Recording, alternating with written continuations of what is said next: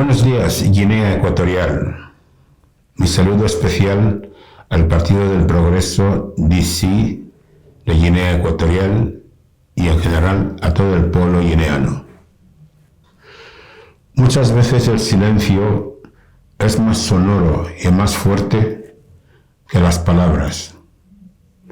Y a veces el silencio pues habla mucho más fuerte y con mucha más casi claridad que algunas palabras que de pronto se nos escapan. Este mensaje que dirijo al pueblo guineano es un mensaje pintado, marcado por la tristeza y el dolor que hoy está viviendo el pueblo guineano después de los terribles acontecimientos en la sede de un partido compañero de fatigas, CI, donde se ha producido, algo quizás peor, pero parecido a la invasión que todo el mundo conoce del Partido del Progreso, la invasión que en 1992 sufrimos en nuestra sede en Malabo. Daría la sensación de que ya estamos acostumbrados, pero nadie puede acostumbrarse a la tragedia. Y cuando lo hemos vivido, en este caso, en la sede del CI, la tremenda diferencia es que a los nuestros los llevaron a todos a la cárcel después de haberlos machacado dentro de la sede, donde dejaron las paredes llenas de sangre, donde dejaron el suelo lleno de sangre y la sede cargada de llanto y dolor. De pronto hemos vuelto a vivir casi la misma situación, solo con la tragedia de que han matado, han asesinado a un montón de gente, muchos y casi todos inocentes, simplemente por sumarse a un proyecto político, como sucedió exactamente con el Partido del Progreso. Algo queda claro: el régimen que nos domina militar es un régimen de muerte, de donde muchos han podido escaparse. Unos han muerto con lo que ya se han librado porque ya han entrado en la muerte. Otros están esperando en las cárceles tanatorios que llamo yo, que hay en Guinea Ecuatorial. Otros estamos vegetando en el exilio a la espera de que se abran las puertas de la libertad para nuestro país. Quiero dirigir un mensaje de condolencia, de acompañamiento en el dolor a todas las familias que en estos momentos no saben siquiera si sus hijos, sus hermanos, sus novios están viviendo en los sitios donde los han llevado. Y lo decimos tanto para los políticos como los que, por lo visto, cayeron, no sé si en combate para ellos, porque ahí no hubo ni un combate. Ahí hubo una masacre, y dentro de los que ejercieron la masacre, por lo visto, ha habido muertes. Mi condolencia como ser humano, como neocristiano, para todos aquellos que han muerto, y la petición de que el Señor los tenga en su gloria. ¿Qué ha pasado y qué está pasando en Guinea Ecuatorial?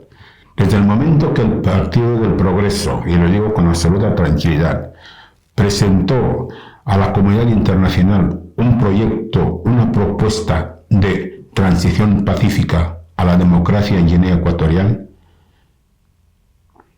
este proyecto llegó a las manos de Obiang.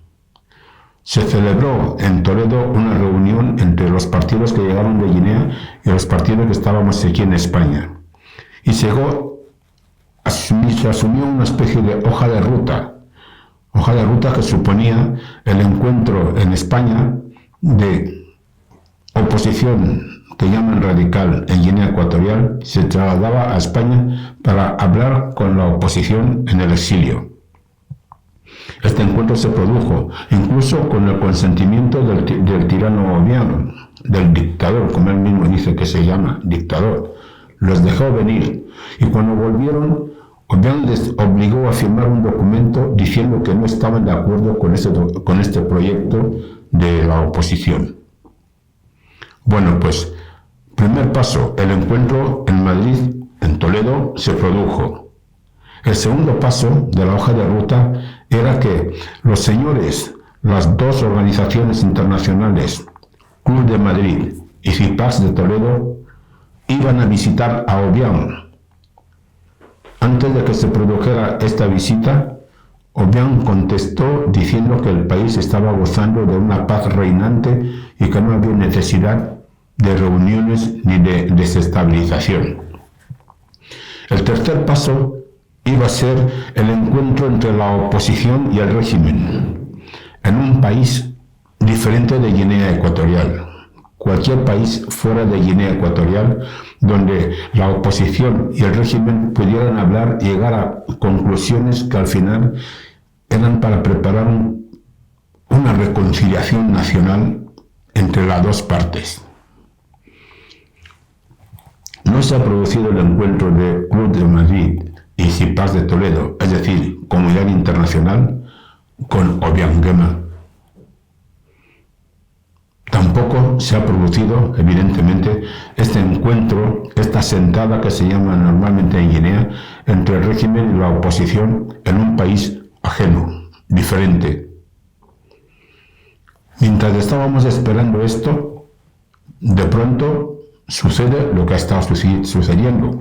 Obiang responde a la propuesta de transición pacífica con la violencia, posiblemente porque es militar y solo conoce la violencia. Muchas veces detrás de la violencia se esconde la cobardía, el miedo. Todo el mundo tiene miedo, hasta los militares, como Obiang, tienen miedo. Y por eso, según las informaciones que tenemos, ha cumplido uno de los propósitos que suele cumplir siempre. A mí me ha sucedido. Cuando da órdenes de muerte a su hermano Armengol para que me mate, coge y se va a Suiza. Esto me ha sonado exactamente igual cuando deciden masacrar a la gente que estaba en la sede de CI, coge y se fue, dicen que a Gabón. Cuando decidió dar el golpe de Estado, se escondió en su chalet. Yo no sé, los guardias o los militares, yo no sé, su principal característica es huir del peligro. Bueno, pues aquí su huida de la isla al continente o incluso a Gabón ha producido lo que ha sucedido en Guinea Ecuatorial. Obiang huye de la paz, Obiang huye de la reconciliación, Obiang huye de este cariño que cualquier presidente normal debería tener a su pueblo. Desgraciadamente sabe que este pueblo no lo quiere.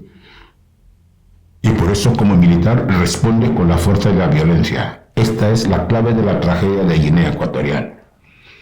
Hoy, después de estos acontecimientos, vemos que la comunidad internacional, ¿cuántas veces el señor Obasanjo, expresidente de Nigeria, militar que fue, ha visitado a Obiang por lo menos 2 o 3 veces proponiéndole que se retire lo más pacíficamente posible del poder y de la tiranía? ¿Cuántos mensajes ha recibido Obiang de la Embajada Americana, de los Estados Unidos de América? Me imagino que insinuaciones también de ese tipo habrá recibido de nuestra expotencia, de nuestra madre patria, que me imagino que con cariño le habrán dicho que mejor que se retire a tiempo antes de que siga siendo la clave de la tragedia de un pueblo hispano que está sufriendo bajo las garras de un gabonés que fue acogido en su día por el pueblo guineano. Esta es la respuesta que Obiang da a la acogida que le hizo el pueblo guineano. Yo creo que soy un poco raro cuando tengo que hablar con cierta violencia. No es violencia, es enfado, es dolor. Creo que Obiang algo de humano debe tener dentro de sí para que abra paso a esta brizna de humanidad y permita que Guinea descanse y hable, no solo que Guinea descanse en paz como nos está mandando a los sepulcros, sino que descanse de esta tragedia en la que nos tiene sometidos. Yo quiero decir al pueblo guineano que estos acontecimientos que está atravesando no está solo. Puedo garantizarlo por toda la información que tengo del esfuerzo que hace la comunidad internacional, España, Francia, Nigeria, Portugal, personalidades como, repito, Obasanjo, están haciendo para que Guinea no tenga que vivir la tragedia de un Obiang que ha muerto de repente y que aquello queda sumido en un caos. Es que el caos sería que Obiang heredara el poder en su hijo, el Teodorín. ¿Por qué voy a hablar mal? No necesito hablar mal de Teodorín, porque no hace falta. Lo hemos visto, lo conocemos y creemos que no se le puede entregar a este niño una responsabilidad tan grande como para dirigir a un país que, por cierto, también sabe que nadie le quiere. Y el comienzo de su labor como presidente, heredero de Obiang, sería matar, matar y matar. ¿Por qué se tiene que condenar a este pueblo a vivir simple y llanamente esperando la muerte? Un grito sí a la comunidad internacional. Vuestra grandeza no tiene que basarse únicamente en los intereses económicos que tiene Guinea Ecuatorial y en su situación geoestratégica que está discutiendo o siendo discutida entre Oriente y Occidente. Guinea Ecuatorial tiene su origen cultural y civilización en Occidente. Y esa responsabilidad le toca no solo a España, que fue la colonización de Guinea Ecuatorial, sino a todo ese occidente que se está beneficiando o se ha beneficiado y se va a beneficiar si se produce la paz en Guinea Ecuatorial de los recursos económicos y de la situación geoestratégica que creemos que se debe Occidente en Guinea Ecuatorial. Ahí sí quiero levantar la voz. No se puede esperar que el pueblo guineano pase y siga pasando dentro de una sede de un partido o en la calle la masacre que Obiang está dispuesto a demostrar con su fuerza como militar para responder con violencia este llanto que tiene el pueblo guineano por el dolor que les hace sufrir. Creo que es hora de que se promueva esta mesa que llamo mesa de reconciliación entre la violencia y esa sociedad cogida, reventada de miedo, para que Guinea viva momentos de reconciliación. Hoy el tejido social guineano está reventado, tanto dentro de la oposición como fuera de la oposición, como incluso dentro del mismo régimen, lo sabemos. Vamos a intentar, con la ayuda de la comunidad internacional, como respuesta a los intereses que tenéis en Guinea Ecuatorial, ayudarnos a llegar a un momento de paz, de reconciliación y sobre todo de esperanza. Yo creo que no es mucho pedir. Lo que sí es mucho pedir es permitir que Guinea Ecuatorial única y exclusivamente sea punto de intereses económicos y no punto de referencia humana, yo diría cristiana, porque es de donde hemos nacido, a la cultura y a la civilización. Quiero terminar reiterándome en que vamos a potenciar entre todos una mesa de reconciliación, pero se tiene que producir fuera de Guinea Ecuatorial.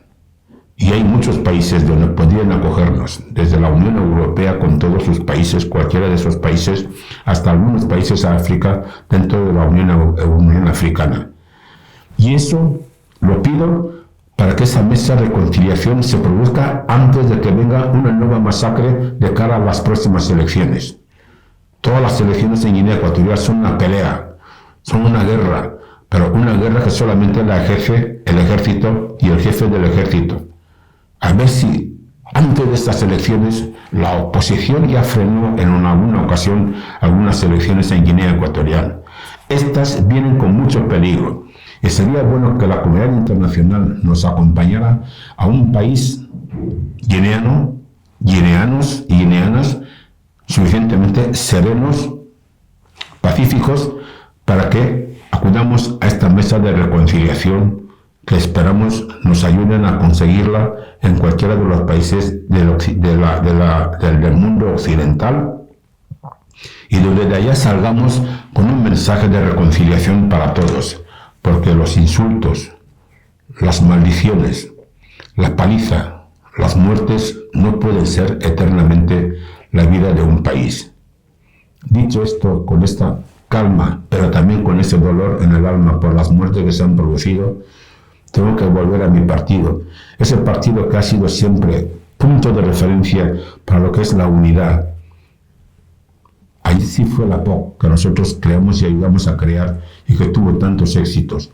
Así deberían ser cualquiera de las organizaciones que se creen en Guinea Ecuatorial. Pero el Partido del Progreso, cuyo fundador y presidente os habla, es testigo y ha sido parte importante en lo que es la promoción de la paz, de la unidad y de la reconciliación. ¿Os acordáis de aquel lema, de aquellas elecciones presidenciales que quisimos acudir en 1996? ¿Cuál era nuestro lema? El Partido de la Reconciliación y la Esperanza. Que venga esta reconciliación. Serenémonos, guineanos. Vayámonos y exijamos una mesa de reconciliación nacional donde no caben los enfados y los insultos, sino la paz y la reconciliación. Desde las filas y la dirección del Partido del Progreso, unido a todos los militantes de ese gran partido, solamente podemos decir